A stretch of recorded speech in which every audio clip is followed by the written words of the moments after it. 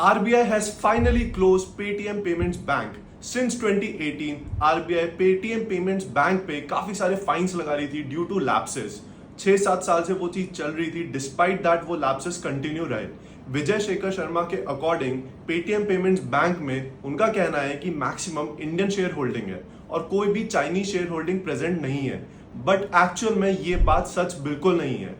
तो विजय शेखर शर्मा ने क्या किया है, वो एम्स्टरडैम गए, वहां से उन्होंने एक कंपनी फॉर्म करी और उस कंपनी के थ्रू उन्होंने अलीबाबा के शेयर्स खरीदे एक ओसीडी के फॉर्म में, which is optional convertible debentures. It simply means कि अलीबाबा के शेयर खरीदने के लिए उन्होंने पेटीएम पेमेंट्स बैंक के अपने शेयर एज लोन पे दे दिए। तो जो 25% शेयर होल्डिंग विजय शेखर शर्मा की इस बैंक में दिखती है, वो एक्चुअल में 15% ही है, क्योंकि 10% तो उन्होंने अलीबाबा के शेयर खरीदने के लिए एज लोन में दी हुई है एंड ये चीज उन्होंने ओसीडी के अंडर की है।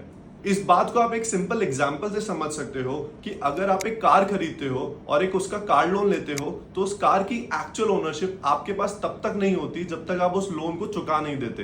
एक्चुअली में the bank owns your car. Similarly, in this case, Alibaba is the company that is owning that 10% share, which Vijay Shekhar Sharma says कि ये मेरे शेयर्स हैं। तो इसकी वजह से RBI उन पे बार बार फाइन लगाता गया, बट इस बैंक ने इस बारे में कुछ नहीं किया एंड फाइनली RBI ने इस बैंक को शट डाउन कर दिया। अगर आपको ये इन्फॉर्मेशन नहीं पता थी तो डू फॉलो एनालिटिक्स संचित।